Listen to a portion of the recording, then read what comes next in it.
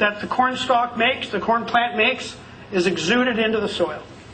So it's not 7 pounds, it's more like about 12 pounds. I'm just doing rough math here. Carbon dioxide is taken out for every pound of grain that made a half a pound of alcohol. So when we go ahead and talk about increasing photosynthesis and growing crops for making alcohol, we are talking about reversing global warming. We'll be taking out carbon dioxide from the atmosphere and sticking it down, trapping it in living things in the soil. Question? Is this a trickle-down ecosystem then? Yes, if it's a trickle-down ecosystem theory. I won't even comment on that because I can't do that in polite language. The question though is, does hemp work better? I heard hemp works the best. I wondered how that didn't get up here because hemp always gets asked about. I'll touch on that just really briefly. Because it just so happens that a cooperative of hemp growers in Canada are asking me to do something about this. Basically, industrial hemp, the original flag of the United States was a hemp flag. George Washington's big crop was hemp for fiber, for fabric. Hemp has been an industrial plant for a long time. And in fact, when you grow the industrial varieties, which are not, very potent as a drug, they get 14 feet tall, in a very short period of time. That's a lot of biomass. That's a lot of cellulose. It's pretty good, though. There are things that are better. You can get 5 to 8 tons of cellulose per acre from hemp. Now, most of that's too valuable to turn into alcohol because you can turn it into fabric. But there's what are called the hemp herds, which are all the non-fiber cellulosic material in hemp. And that can be made into alcohol. And that's what these hemp growers in Canada want to do, so we're working on that with them. I'll talk more with cellulose in a little bit. Okay, so what we did with this whole description is we talked about how alcohol pulls more carbon dioxide out of the air than it uses in production and actually reverses global warming.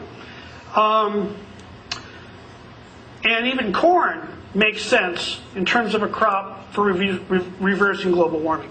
But there are other crops that are better. I'll just touch on a few of them, although I cover about 40 different crops in the book. But I'm going to give you a couple of interesting ideas to think about. Is algae pertinent to this conversation? Yes, algae's coming. Oh, okay. I happen to have a very large section of the book on algae because you'll see why.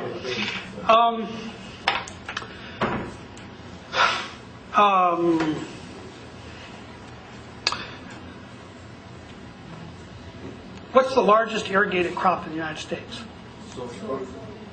We have corn, soy. Someone said soy? Cotton? Wheat? Grass clippings! Grass clippings. We produce 3 times as many grass clippings by dry weight as we do irrigated corn. There's over 30 million acres, as far as NASA is able to figure out, of lawn in the United States. It uses more fertilizer than the entire country of India, just fertilizing our lawns. Okay?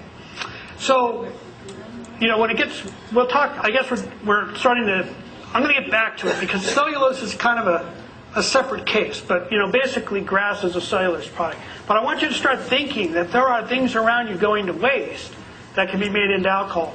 But we'll talk about crops. Average farm crops, sugar beets. Let me get a different pen here. Sugar beets, you heard me mention that New Zealand and Germany used to grow beets. So sugar beets, which used to be grown in quite a bit in California and in Oregon. And I don't know, are they still grown here? Yeah. Or is that's still happening? Good. Sugar beets will give you about 750 gallons per acre. Corn is about 250 gallons per acre. Now, fodder beets, these are the great ones. Fodder beets, these are primarily grown in Europe. They're not used for sugar production because they also produce a little starch, and that makes it so you can't crystallize the sugar out into table sugar. Because sugar beets are used to make table sugar just like you would make it from sugar cane.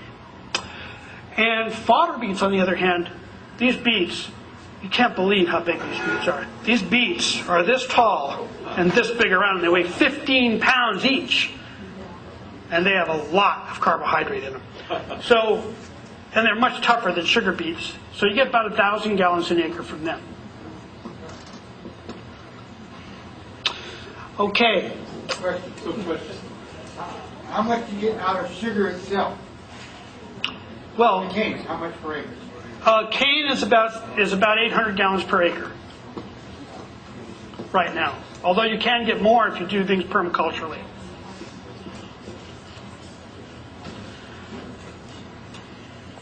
Michael Pollan was in town a few weeks back, or a month before, and one of the things he said when he was speaking was that corn was one of the most efficient plants at uptaking carbon. It would take any isotope of any form, you could put lots of nitrogen on it, it would suck up as much as you gave it. So how does that factor into these other plants? Well, corn is actually photosynthetically almost as efficient as sugarcane. The theoretical maximum amount of conversion of solar energy to carbohydrates is about 11%. Most land plants are in the 1% to 2% range. Corn and sugarcane are about 2.9%. They're both very efficient converters of solar energy into carbohydrates. But in the case of corn, you get 1 pound of corn and 2.5 pounds of stalk.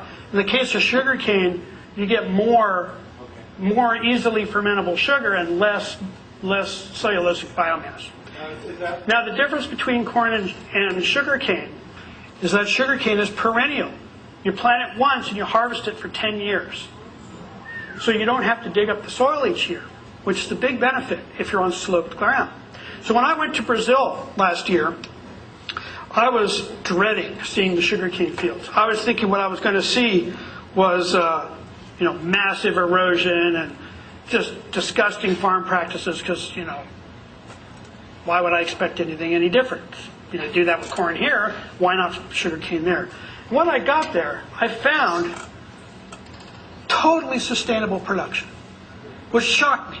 Instead of rows going up and down the hills where water would run down and wash soil away, everything was plowed right on contour. All the sugarcane was planted right on contour. And every so often, as you went down the slope, there'd be a swale like this.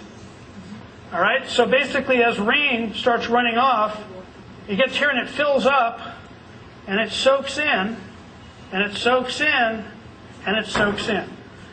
This is a whole discussion in itself about permaculture, but without this kind of structure, only about 1 or 2% of rainfall makes it into the deep ground, 10 or 12% evaporates or is used by plants, and 87% runs off. So when you do this kind of thing, you're capturing most of that 87% and putting it in the ground, where the up to 18-foot deep roots of sugarcane can reach it. Okay? So it's drought-proofing it. So when you do this, you stop the velocity of water, even though each of these sugarcane rows are right on contour and dead level. So I didn't see soil erosion. I saw really good, really well-maintained 10,000-acre stands of sugarcane with no soil erosion. I'll give you a couple other ideas about crops, just for fun. There's, remember the number now, Dave. They all swim around in my head sometimes. In the Southwest, we have what's called a weed tree called mesquite. Mesquite is a nitrogen-fixing tree, meaning that it takes nitrogen from the air, pumps it down through its roots, and gives it to colonies of bacteria that are living on the roots. And they take that nitrogen and turn it into nitrate fertilizer. So nitrogen-fixing plants like beans and peas and trees like this mesquite provide their own nitrogen fertilizer from the air. Now, mesquite is considered a weed in the Southwest. There's about 70 million acres of it. 70 million acres.